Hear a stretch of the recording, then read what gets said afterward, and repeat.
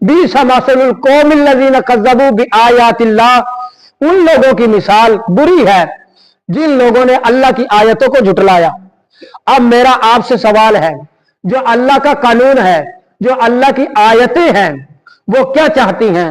अल्लाह क्या चाहता है? यानी आयत अल्लाह की बात, अल्लाह का फरमान।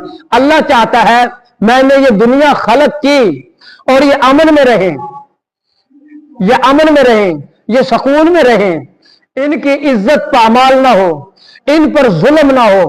और जो ये चाहे कि अल्लाह की आयतों का इनकार करे, यानी वो ये चाहता है कि मुआशरा अमन में ना रहे, मुआशरे पर अगर जुल्म होता तो हो जाए।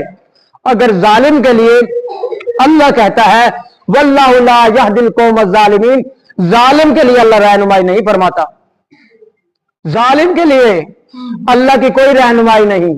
इसी